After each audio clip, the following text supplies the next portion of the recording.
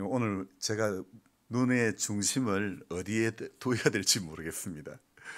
한 분, 한쪽으로 편중되어 있으니까 제가 어디를 눈을 둬야 될지.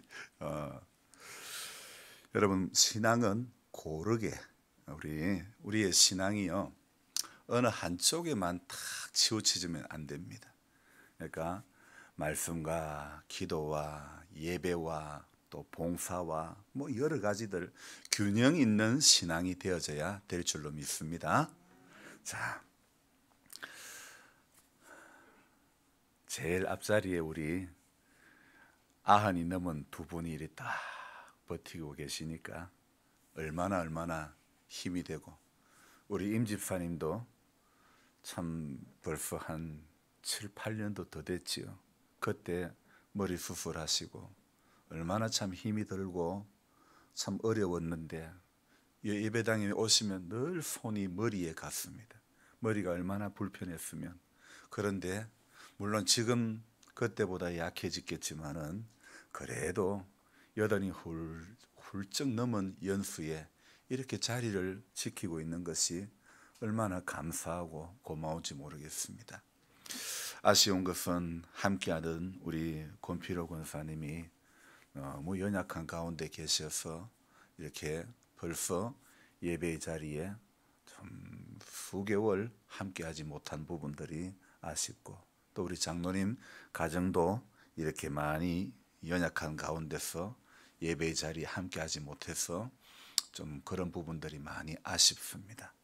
주님 앞에 우리가 같이 서로 기도하면서, 몸은 비록 떨어져 있어도 늘 위해서 기도하는 것은 교회를 위해서 기도하고 같이 믿음 생활하는 사람 위해서 꼭 기도하는 우리 교회가 되어져야 될 줄로 믿습니다. 멀리 있는 친척보다도 가까이 있는 누가요? 가까이 있는 교인이 좋다 해야지. 아니, 가까이 있는 교인이 좋아요. 맞아요, 안 맞아요? 누가 아프고 싶어서 아픈 사람 어디 있습니까? 구건사님이 갑자기 몸이 안 좋아가지고 이렇게 벌벌벌 떨고, 그래서 119로 실려갔다가 세상이 어떻게 된 세상인지 병원 문 앞에서도 병원을 못 들어가는 세상이 돼버렸어요. 이렇다 저렇다 이야기만 하고 약만 받아왔습니다, 여러분. 그리고 또 그 다음날 또 몸이 안 좋아서 아침에 우리 정 집사님과 또 이용래 집사님이 가서 주무르고 얼마나 또 우리 정 집사님 내가 무서웠다고 그러시는 거예요. 얼마나 몸이 갑자기 안 좋으니까 그렇게 주무르고, 그래도 혹시나 어찌 될까 마음이 이렇게 불안했던 거예요. 그래서 가서 보니 이렇게 자기 몸 하나 앉는 것조차도 힘들고 어려운 그런 가운데 있었습니다. 그래도 믿음의 형제들이 또 그 아래 위로 전부 다 조롬이 다 같이, 내 집이 우리 같이 교우의 집이니까 또 이렇게 서로 돌아봐 줄 수 있고, 그러니 여러분, 멀리 있는 친척보다 가까이 있는 누가 좋다고요? 교인이 좋다. 아멘. 여러분, 하나님을 믿는 같은 신앙을 가진 사람들끼리 서로 힘이 되고 서로 기도해주고, 여러분 서로 돌아봐주는 것, 이것이 교회의 참된 모습인 것 같습니다. 그런데 하나님은 사랑의 하나님이지만은 우리는 하나님을 믿는다고 하지만은 또 어떻게 됩니까? 우리 안에는 하나님은 사랑이지만은 우리는 마음이 끌리는 대로 내가 가까이 하게 되는 사람이 있고, 또 예수를 믿어도 약간의 거리를 두고 또 지내는 사람도 있기도 하고, 하나님 앞에 이렇게 우리가 믿음 생활하면서 우리는 완전하지 못한 부분들이, 부족한 부분들이 많이 있기 때문에 사람과의 관계 속에서도, 이렇게 교회를 섬기는 그 서로의 사이 속에서도요, 또 다른 모습이 우리 안에는 있는 것 같습니다. 그래서 성경의 원칙을 따라, 말씀이 우리에게 주는 교훈을 따라 살아야 될 우리들이지만은, 그러나 우리의 삶 속에서는 말씀의 지배가 되지 못하고 내 감정에 끌려서 신앙생활 할 때가 많다 적다 많은 거예요. 맞아요, 안 맞아요? 저도 사람인지라 돌아보니까 나도 이 감정에 끌릴 때가 너무 많구나. 내 자신이 왜 이렇게 감정에 끌릴 때가 많을까? 이런 생각을 해보며 후회를 해보는 적이 한두 번이 아닙니다. 여러분, 우리가 믿음 생활하면서 정말 이 감정에 끌리면 믿음이 자라나지가 않습니다. 감정에 끌리면 시험에 드는 것입니다. 그래서 감정에 끌리지 않고 한 절의 말씀에 끌리기를 우리는 소망을 해야 될 줄로 믿습니다. 어려운 일들이 있습니다. 그런데 어려운 일들이 내만 어려운 일을 당하면 어때요? 진짜 어려운 일일 수 있지만은 그러나 어때요? 사람은 누구나 다 어려운 일을 당할 수 있나요? 없나요? 전부 다 어려운 일을 당할 수 있잖아요. 제가 어제 그제 닭장 안에 있는 닭을 이렇게 잡았습니다. 어떻게 잡았느냐? 사료를 주면서 가까이 올 때 딱 봐서 야가 연식이 좀 됐다 싶은 애들 탁 머리 숙일 때 머리를 탁 잡아가지고 다리를 낚아챕니다. 그리고는 이 아이가 알을 낳는 아이인가 낳지 않는 아이인가를 이제 골반에다가 손을 올려보고 딱 확인을 하고는 골반이 닫혀져 있는 아이는 케이블 타이로 딱 묶어가지고 던져 놓았습니다. 안에도 닭장 안에도 누워있는 이 케이블 타이로 묶여진 애들이 있고 바깥에도 묶여진 애들이 있습니다. 제가 오늘 아침에 사료를 주다가 이런 생각을 해봤습니다. 밖에 있는 아이들을 보면서 나는 왜 이렇게 묶여 있는가? 또 안에서도 묶여 있는 애들, 다른 애들 밥 먹을 때 나는 왜 이렇게 묶여 있는가? 혹시 그런 생각을 하지 않을까? 제가 왜 묶었을까요? 알을 낳지 않으니까. 신앙생활 하면서도 예수님께서 시장하셔서 무화과 나무가 잎이 무성한 것을 보고 먹을 것이 있을까 해서 가보았지만은 그 무화과 나무에는 먹을 것이 있을까 없었을까요? 그런데 무화과 열매를 맺어야 할 때였나요? 아직 맺기 전이었나요? 네? 맺기 전이잖아요. 아직 그 열매가 달리기 전에. 그러면 생각해 봅시다. 우리 주님은 좀 너무 야박하신 주님 아닙니까? 무화과가 아직 달리기 전에 아직 무화과 철이 아닌데도 무화과 나무에 먹을 것이 있을까 하셨다. 주님은 어찌 보면 독재 좀 이 상식선으로 안 맞은 그런 이야기 아닐까요? 자, 저는 닭의 입장에서 생각해 봤습니다. 다른 애들은 다 같이 먹고 있는데 나는 왜 이렇게 못 먹고 있을까? 다른 애들은 자유롭게 돌아다니는데 나는 왜 이렇게 묶여 있을까? 묶여 있는 닭의 입장에서 생각을 해봤습니다. 주권은 누구에게 있어요? 닭장 속에서 주권은 제게 있는 거예요. 제가 잡아보고 알을 안 낳는 애들. 일단 왜냐하면 전부 다 갈 수가 없잖아요. 도태는 시켜야 되는 거예요. 그렇잖아요. 여러분, 우리가 신앙생활하면서 우리 믿음의 자리에서 도태되면 안 되는 겁니다. 다른 건 다 잃어버려도, 다른 건 다 떠나가도요, 하나님의 은혜에서 도태가 되면 안 되는 것입니다. 천만 가지 다 잃어버려도 믿음 하나는 놓치지 않아야 될 줄로 믿습니다. 은혜 하나는 절대 놓쳐버리면 안 되는 것입니다. 그래 가면 갈수록요, 참 우리 성도님들이 연세가 정말 많아지구나. 제가 생각해 보니까 우리 전원차 집사님이 저하고 띠동갑이래요. 우리 교회는 참 말이 많아요. 그 말이 뭐냐? 말띠말. 저랑 띠동갑이고, 우리 정 집사님도, 이용료 집사님도, 구건사님도 전부 저랑 띠동갑이더라고요. 보니까 참 이렇게 저랑 띠동갑이라도 12살 띠동갑도 아니고 24살 띠동갑도 아니고 34살 띠동갑이더라고요. 36살 띠동갑이더라고요. 그래도 참 이렇게 건강하시고, 우리 또 장홍련 할머니 그 옆에 우리 전 집사님보다도 5살이나 더 많은 할머니가 24년생이든가 5년생인가 그래요. 그래도 하나님께서 이렇게 건강을 주셔서 참 이 연수에도 예배 자리에 앉아 있고, 지난 주중에 따님이 와서 저에게 이야기합니다. 엄마가 교회에 와서 참 잘 주무신다고. 참 잘 주무신다고. 아니, 그게 교회 예배당에서 잘 주무신다는 뜻이 아니라 믿음 생활, 이 예배 교회에 나오고 난 후부터 밤에 잠을 참 잘 주무신다는 거예요. 그래서 참 엄마가 이렇게 잘 주무시고 건강하니까 그 따님 마음에는 얼마나 또 그것이 힘이 되겠습니까? 오래오래도록 우리 연로하신 성도님들이 강건하게 믿음 생활 잘 감당했으면 좋겠습니다. 우리가 예수를 믿어도 입으로는 사랑을 외치지만은 삶으로 드러나는 것이 사랑이 되지 않는다면 어쩌면 그것은 교회 안의 적폐일 수도 있습니다. 여러분, 적폐라는 것은 우리가 정치적인 용어로 이렇게 많이 써왔는데 어떤 오랫동안 쌓이고 쌓인 어떤 폐단, 부패 이런 것들을 적폐라고 하지만은 우리가 신앙생활하면서도 내 안에 오래 쌓이고 오랫동안 이렇게 썩어져 왔던 것들이 있나요, 없나요? 나도 모르게 굳어져 왔던 것이 있나요, 없나요? 성경은 너희 묵은 밭을 기경해라 그러지 않습니까? 우리의 마음밭을 기경을 해야 될 줄로 믿습니다. 매번 말씀 앞에 설 때마다 우리의 마음밭을 하나님의 은혜로 기경을 해야 될 줄로 믿습니다.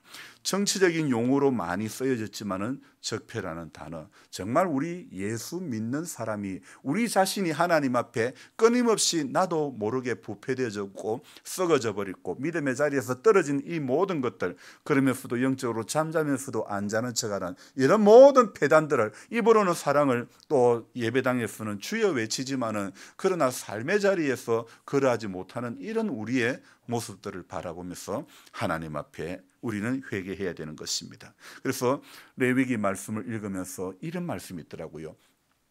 불에 넣어서, 불에 견디는 건 전부 불에 넣어가지고 정결케 하고, 물에 넣어서 불에 넣지 못하는 것은 물에 넣어가지고 정결케 하라. 그래서 레위기 말씀을 주중에 또 읽으면서요, 레위기에서 전체 흐르는 것은 거룩인데 거룩하기 위해서 우리에게 먼저 정결한 그것을, 정결한 마음, 정결한 생각, 우린 정결한 삶을 주님께서 우리에게 요구하시는 줄로 믿습니다. 그래서 불 가운데 넣든지 물로 씻든지, 우리 찬송가에 불 가지고 태우든지 물 가지고 날 씻든지 무엇을 닦아요?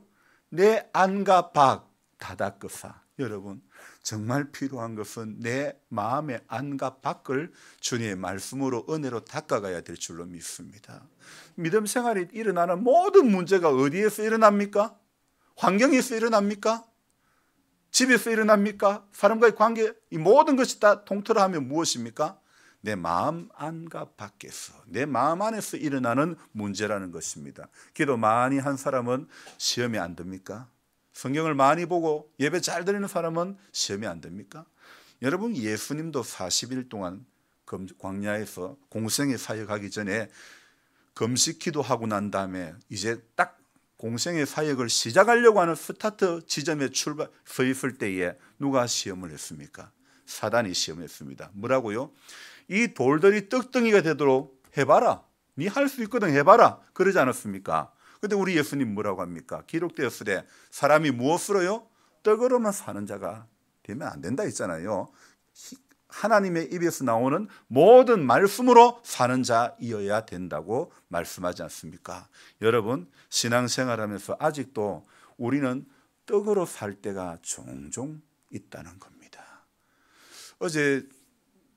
어젠가 제가 그 택배 물건이 하나 와가지고 그 택배 상자를 열어보니까 제가 주문했던 게 뭐냐면 손에 지압하는 거를 2개를, 한 개고 몇백 원 하지도 않더라고요. 그래서 그 2개를 샀는데 몇백 원 하도 안 한 걸 샀는데 거기에 동봉대가 온 게 뭐가 동봉되어 왔냐면 로또 응모권 이래가지고 왔더라고요. 그래서 이게 뭐냐? 로또 복권인지 로또 응모권은 또 뭔지. 그래서 저는 그런데 관심도 없고 그런 게 저한테 왔는데 이게 뭔가 지금도 뭐 하는 건지는 모르겠습니다. 그런데 사은품이라고 보내준 게 그거더라고요. 그것도 몇백 원 하도 안 하는 거 샀는데 그걸 보내줬더라고요. 별 아무것도 아닌 것에 우리 눈과 우리의 생각, 우리의 마음을 빼앗는 것, 여러분 얼마나 많은지 몰라요. 지난 한 주간도 살면서 여러분 우리가 눈이 하나님의 기록된 말씀 앞에 머물렀습니까? 아니면 요즘 하도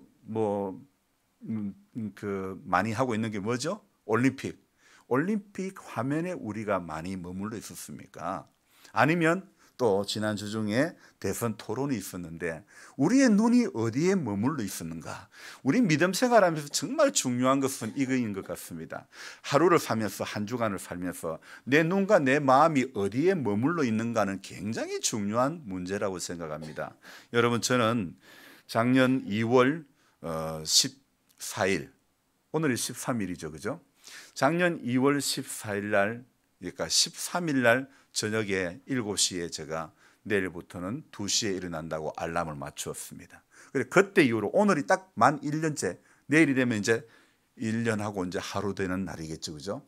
계속해서 2시에 이렇게 알람 맞추고 일어나는 거예요. 내 눈이 하나님의 말씀 앞에 머물기를 소망하는 거예요. 내 마음이 하나님의 말씀 앞에 머물기를 소망하는 것입니다. 그래서 계속해서 이런 시간에 말씀을 붙잡고 부족하지만은 씨름하게 하시니 그것 또한 얼마나 감사한지 몰라요. 저는 제가 성경의 모든 지식을 제가 다 알 수는 없습니다. 하지만은 내 모르는 모든 것까지도 주님 앞에 맡기고 주님 이것이 오늘 또 어떤 마음을 이 읽은 말씀 속에서 내게 주시는 마음이 무엇입니까? 그동안 저는 목사이지만은요 레위기라고 하는 성경은 보면 볼수록 어렵다. 계시록도 역시 어렵다. 이런 생각을 했는데 그러나요. 성경 읽기 방장을 한 지 5년째 올해에 어떤 은혜를 주시냐면 레위기가 쉬워지는 거예요.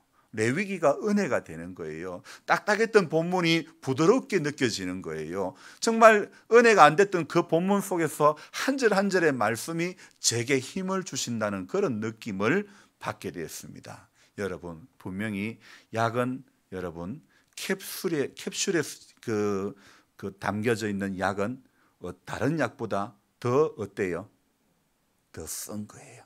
그래서 마이신이 이 캡슐 안에 있잖아요. 캡슐 안에 들어있는 약은 훨씬 더 쓴 거예요. 그러니까 캡슐로 포장을 해가지고 그 위장까지 넘어가도록 그렇게 한 거 아닙니까? 여러분 하나님의 말씀이 때로는 우리의 삶에 우리 신앙생활하는데 참 올무가 되게 느껴질 수도 있습니다. 그러나 하나님의 말씀은 우리를 살리는 말씀인 줄 믿습니다.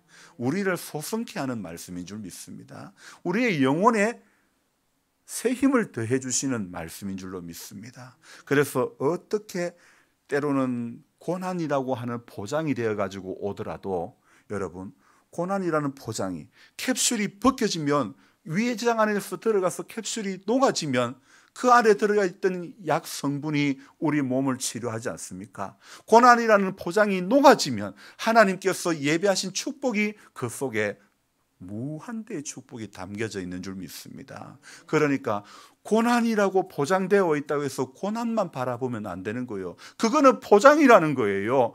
마이신을 먹을 때 마이신이 있는 캡슐은 이 위장 안에 들어가면 다 녹아버리는 거예요. 하나님의 말씀 앞에 가면 고난이 녹아버리는 거예요. 우리가 기도하면 세상의 어떤 모든 고난들이 다 녹아져 버리는 것입니다. 어떻게 해요? 말씀과 기도 앞에 서면 고난이 녹아지는 줄로 믿습니다. 그러나 하나님의 말씀 앞에 서지 못하고 믿음이 없어서 의심하는 자가 되면요, 내 안에 들어온 고난이라는 껍데기가 녹아지지 않는 거예요. 이게 녹아야 우리 안에는요 하나님의 무한한 축복이 그 속에서 역사하는 줄로 믿습니다. 그래서 저와 여러분들이 예배의 자리에 나올 때마다 매번 또 집에서도 기도할 때에 하나님, 이 고난이 하나님의 말씀 안에서 녹아지기를 원합니다. 이렇게 기도하면서 나아가야 되는 것입니다. 여러분, 자녀를 키우면서도 부모된 이는 어느 한 자녀에게만 마음이 쓰이진 않습니다. 모두가 10손가락 깨물어 안 아픈 손가락이 없지만은, 그러나 또 이 성경을 읽으면서요 저는 이런 생각이 듭니다. 하나님께서 특별히 마음이 많이 가는, 그리고 세상 질서 차원에서는 맞지 않다 할지라도 하나님이 특별히 마음에 가는 사람들이 있더라고요. 우리가 보기에는 아니다 싶은 사람인데도, 아니 어떤 사람이요 자기 동족이 애굽 사람에게 고난을 받는다고 주변을 살펴보더만은 사람 없다고 그 자기 동족을 괴롭히던 애굽 사람을 쳐 죽여버립니다. 그리고는 모래에다가 묻어버립니다. 여러분, 이게 무슨 조직 폭력배도 아니고 뭐 어마무시하지 않습니까? 어떻게 그런 사람을 하나님은 애굽에서 불러낼 지도자로 세우셨는가? 우리 반문할 수 있지 않겠습니까? 그 이름이 누굽니까? 모세 아닙니까? 여러분, 모세가 과거에 어떤 사람이었냐? 그는 살인자였습니다. 그는 사람 죽인 사람이었습니다. 무엇 때문에요? 동족이 괴롭힘을 당하는 것을 보고는 그만 앞뒤 가릴 것 없이 무엇 때문에 이 어려움을 당하고 있는가를 생각해 볼 겨를도 없이 사람을 쳐 죽이고 만 사람입니다. 자, 모세만 그랬습니까? 어느 날 하나님 앞에 두 형제가 제사를 드렸습니다. 가인은 자기가 했던 소산물을 가지고 하나님 앞에 제사를 드렸고, 아벨은 아벨대로 자기가 얻은 소출을 가지고 제사를 드렸습니다. 그런데 어떻습니까? 우리가 너무나 잘 아는 이야기 아닙니까? 하나님이 아벨의 제사는 받으시고 가인의 제사는 받지 않으셨을 때에 가인이 취한 행동이 무엇입니까? 열을 내는 거죠. 죄가 문 앞에 들어져 있었습니다. 그래서 그 결과 어떻게 됐습니까? 동생을 쳐 죽입니다. 자, 동생 쳐 죽인 이 사람을 하나님은 어떻게 하면 좋을까요? 여러분이 만약에 우리가 만약에 하나님이다 생각해 보십시오. 여러분은 어떤 선택을 하겠습니까? 까닭 없이 동생을 쳐 죽인 이 가인을 내가 만약에 하나님이다 그러면, 내가 성경 속에 나오는, 창세기에 나오는 그 사건 속에 내가 이 하나님이라면 나는 어떤 결론을, 어떤 행동을 취했을까? 여러분 한번 생각해 봅시다. 저는요, 목사지만은 죄송하지만은 가인 되게 혼내주고 싶어요. 걸반 그냥 좀 패작을 좀 치고 싶어요. 왜요? 아니, 예배를 제사를 드리다가 지껏 안 받았으면 하나님 제게 부족함이 많았네요, 이렇게 생각이 될 부분 아닙니까? 내가 하나님 뜻대로 하지 못했네요, 그렇게 생각이 될 부분 아닙니까? 근데 동생 죽인 그 가인을 하나님은 무엇을 해줘요? 표를 하나 주는 거예요. 다른 사람들이 동생 죽인 사람이라고 죽이지 못하도록 가인에게 표를 하나 주는 겁니다. 하나님이 꼭 그러실 필요가 있을까요? 하나님 꼭 그렇게 하셔야만 되나요? 안 그러셔도 하나님 아닌 거 아니잖아요. 그런 살인자에게, 동생 죽인 그 친피부치를 죽인, 동생을 죽인 그 사람에게 하나님 표 안 주면 어떨까요? 표 안 주면 하나님 안 되는 거 아니잖아요. 그런데도 하나님은, 우리가 성경을 읽다 보면 때로는 우리의 어떤 지식 차원에서는 맞지 않을지라도 하나님은 하나님의 방법대로 그렇게 그런 어떤 은혜를 받아서는 안 될 것 같은 사람에게도 하나님은 때로는 어떻게 해요? 그런 은혜를 베풀어 주시더라는 겁니다. 여러분, 이것이 모세에게만 그렇습니까? 가인에게만 그렇습니까? 저와 여러분들은 받을 수 없는 자격, 어떤 공로가 없고 자격이 안 되는데도 저와 여러분들은 가인과 같은, 사람을 죽이지는 않았지만은 우리 안에는 그런 죄성이 없습니까? 우리 안에도 역시 그런 죄성이 있지만은, 자격 없지만은 그럼에도 불구하고 우리를 선택해 주시는 하나님의 사랑은 오늘도 저와 여러분들을 여기에 있게 해 주신 줄로 믿습니다. 그래서 하나님의 은혜가 귀한 것 아닙니까? 여러분, 내가 이해가 되지 않는다고 하나님이 틀린 거 결코 아니지 않습니까? 내가 내 생각으로 이해가 되지 않는다고 해서 하나님이 하신 것이 틀렸다고 단정을 할 수가 없다는 것입니다. 내가 하는 것이 맞다고 내 입장에서 맞다고 생각하는 것이 시간이 지나 보니까 아하, 그때 내가 했던 게 틀렸구나 깨달아지나요? 안 깨달아지나요? 우리는 틀린 게 많지만은 하나님은 지금까지 한 번도 틀린 적이 없다는 겁니다. 주중에 제가 이런 생각이 드는 거예요. 코로나 이 오미크론 확진자가 너무너무 많이 나오는 거예요. 그래서 이제는 선별진료소를 가도 어떻게 한다고요? 무조건 PCR 검사를 하는 게 아니고 어떻게 하냐면 코로나 진단 키트를 가지고 진단을 먼저 하게끔 합니다. 그래서 거기에 두 줄이 뜨면 이 사람은 양성 반응을 보인다는 거죠. 그런데 웃기는 게요, 이 진단 키트로서의 자격이 되려 그러면요, 시험 조건에 국가가 인정하는 시험 조건에 부합하려면 90% 이상의 그 정확도를 가지고 있어야 된다는 겁니다. 그래야만 이 진단 키트로서의 기능을 할 수 있다고 국가에서 인정을 해주는데, 그렇게 해서 통과했던 5개 회사의 제품이지만은요, 그러나 그것을 가지고 검사했는데 양성 반응이 나왔는데도 양성 반응 나온 사람의 4분의 1은 틀리더라 이겁니다. 음성 반응 나온 사람 중에서도 4분의 1은 틀리다는 겁니다. 여러분, 그럼에도 왜 그것을 하게 할까요? 워낙 확진자가 많이 나오니까 이 PCR 검사를 다 할 수 없으니까 일단 진단 키트 가지고 하는 거예요. 자, 그래서 저는 또 깨닫습니다. 아하, 이렇게 틀린 것도 진단 키트의 기능으로서 일단은 국가에서는 쓰구나. 국가가 나쁘다고 할 게 아니라 저는 이런 생각이 듭니다. 야, 이렇게 정확한 하나님의 말씀은 우리의 삶을 진단해 주는데도 우리는 이 말씀 앞에 우리 자신을 조명해 보려고 하는 노력이 적다는 것입니다.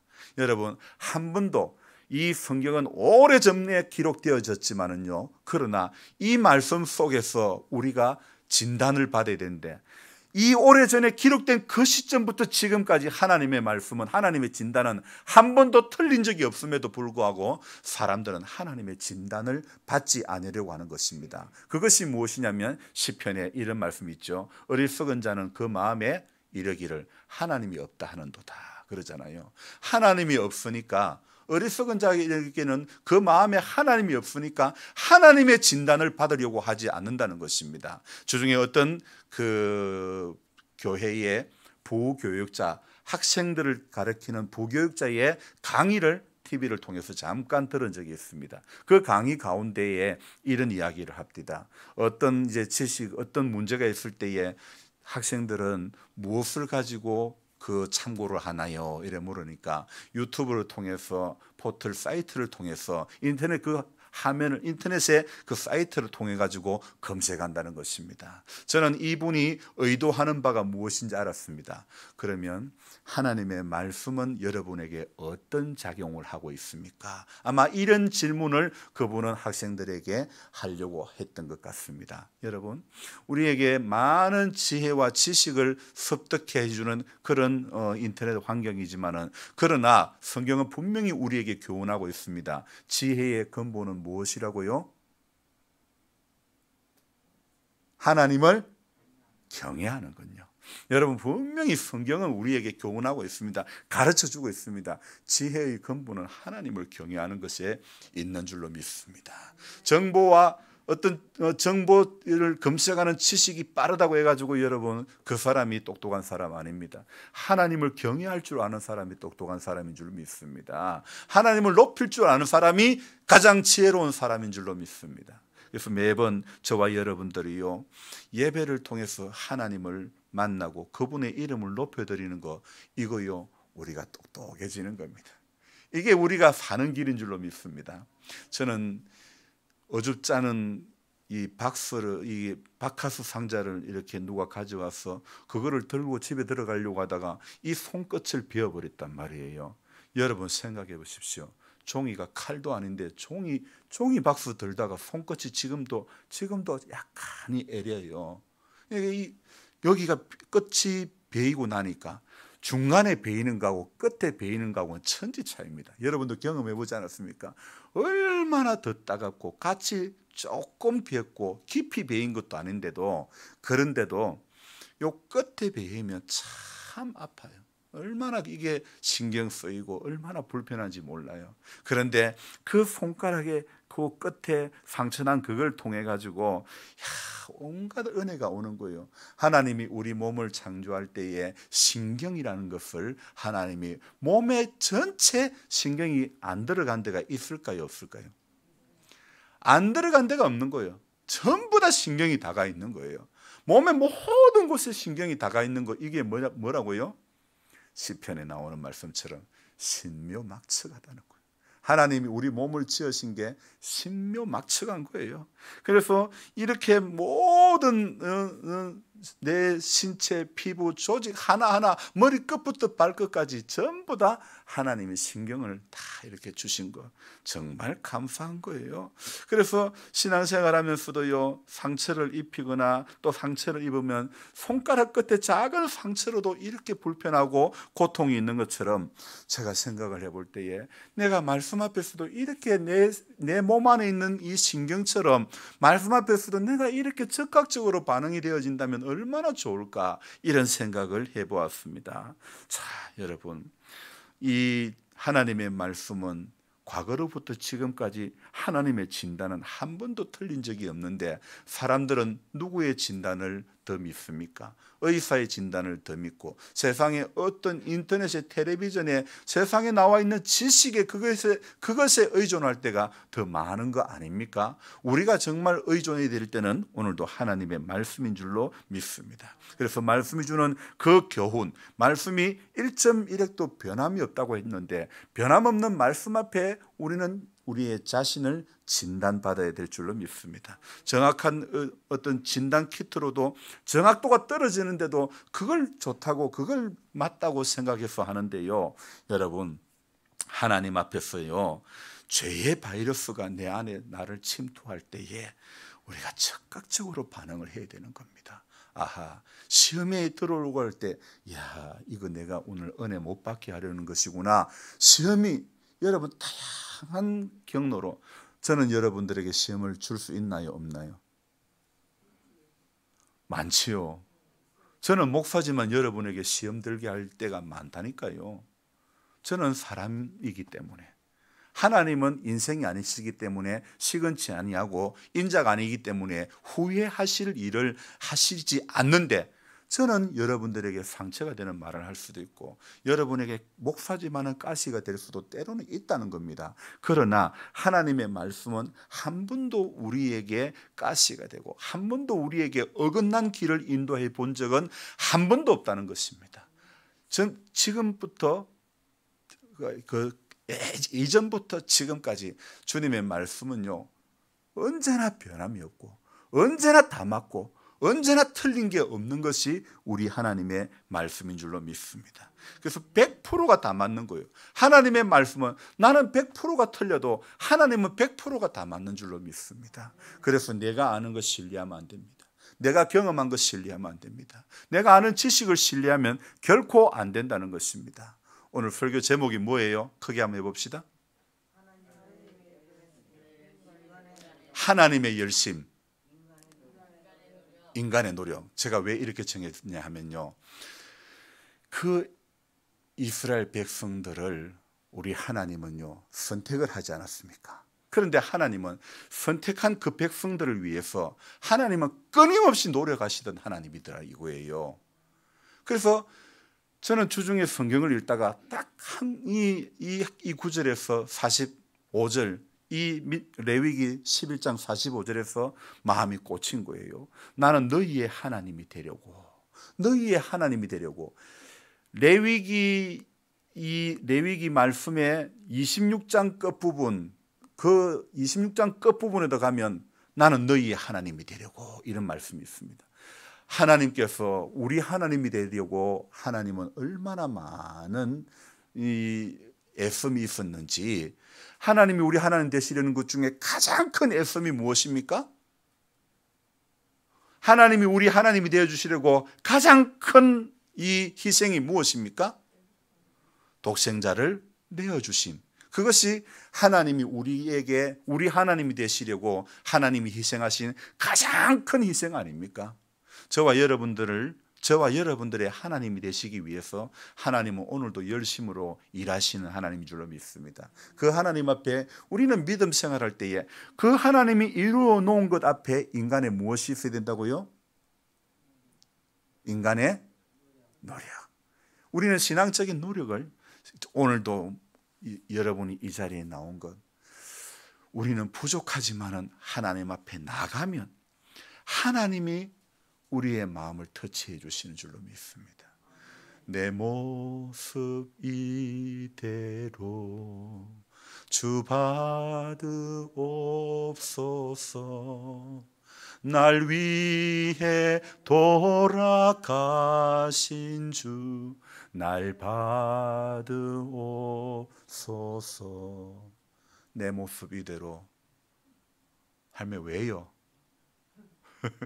뭐 그래 언니랑 그래 이야기를 하고 싶을꼬.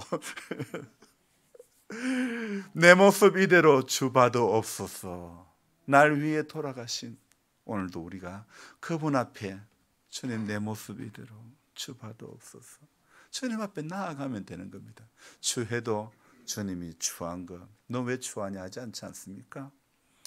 주님 우리가 부족해도 너 왜 부족하느냐 하지 않지 않습니까? 하나님 앞에 저와 여러분들이 서는 그날까지, 하나님 앞에 서는 그날까지요, 저와 여러분들이 하나님은 오늘도 우리 하나님 되시려고 이렇게 열심을 내시는 하나님이구나, 나도 그 하나님의 백성이 되려고 인간의 조그마한 노력으로 내 모습 이대로 주 앞에 가면 주님은 오늘도 우리를 다 만져주시고 우리를 터치해 주시고 치유해 주시고 회복시켜 주시고 아무도 하면은 없고 그런 은혜를 베풀어 주시는 줄로 믿습니다. 그래서 저와 여러분들이 예배를 드리면서요, 이제 예배 끝에 가면요 막 마음이 뜨거워져 가지고 맞아요 이런 마음이 나와야 되는 거예요. 주님 맞아요 주님 그게 맞아요, 나는 틀렸어요, 이런 고백이 매번 나와야 되는 겁니다. 주님이 맞다고 할 때 거기에 인생의 기적이 시작이 되는 줄 믿습니다. 나는 틀렸다고 하는 그때에 거기에서부터 하나님의 일하심이 시작이 되는 줄로 믿습니다. 내가 맞다고, 내가 똑똑하다고 하면 하나님의 일하심이 경험되지 않습니다. 저는 아무리 생각해도 너무 부족한 사람인 것 같습니다. 목사로 세워주셨지만은요, 하나님 앞에 너무나 부족한 것이 많은 사람입니다. 참 어떤 면에서 이렇게 부족한데도 여러분들이 저를 위해서 또 참 저를 아껴주시고 하는 거 너무나 황송하고 너무나 미안하고 너무나 참 자격 없는 것 같은 저에게도 이런 은혜를 베풀어 주시니 제가 고백할 것은 정말 이 찬송밖에 없는 것 같습니다. 천하고 무능한 나에게도 귀중한 직분을 맡기셨다. 정말 천하고 무능한 나에게도 주님이 귀중한 직분을 맡기셨다는 걸 생각할 때에 그 은혜 놀랍고 놀라워라. 정말 하나님이 저와 여러분들에게 천하고 무능한 우리에게도 귀중한 것 맡겨주셨구나, 귀중한 것 부탁해 주셨구나. 무엇 때문에? 하나님의 열심 때문에 천하고 무능한 우리에게 귀중한 것 부탁해 주셨다는 것 생각할 때에 인생의 남은 시간이 그 하나님의 열심 앞에 나의 작은 노력이 들어지면 하나님이 내가 너로 인하여 기뻐하노라, 그렇게 말씀하실 수 있지 않겠는가, 이런 생각을 해봅니다. 여러분, 2월 둘째 주간 이제 둘째 주 예배를 드리고 이제 내일부터는 셋째 주간 삶을 살아가게 되는 겁니다. 이번 한 주간도요, 여러분 믿음으로 승리합시다. 기도하는 데 힘을 냅시다. 대통령 선거가 얼마 남지 않았습니다. 여러분요, 이 희한하더라고요. 우리 집에서도요, 우리 아들이 생각하는 거하고 제가 생각하는 후보가 다르다인 거예요. 그래서 세상에 엊그제는 누나한테 전화를 했습니다. 부산 사는 누나에게 전화했더만은 니 누구 찍을 거고 이러는 거예요. 내 누구 찍을 거다. 그만 끊어라. 여러분, 제가 오늘 어떤 생각이 드냐면 각자가 우리 이 자리 안에서도 다 다릅니다. 그런데 저는 분명히 생각하는 것은 나는 기도 많이 하는 사람, 기도 많이 했던 여러분, 기도 많이 하는 사람이 그 사람이 하나님 앞에 기도하는 사람, 그 사람이 대통령 되면 좋겠어요. 나는 어떤 누구의 그걸 떠나가지고 기도 많이 하는 사람, 하나님이 만져줄 수 있는 지도자, 그런 사람을 하나님 세워주기를 나는 기도할 뿐입니다. 그래서 저와 여러분들이 기도 많이 해야 됩니다. 하나님 차기에 이 나라를 이끌어갈 지도자를 하나님 마음에 합한 사람을 세워주옵소서. 내가 조금 알고 있는 지식으로 판단하지 말게 해주시고, 하나님 마음이 어디 있습니까?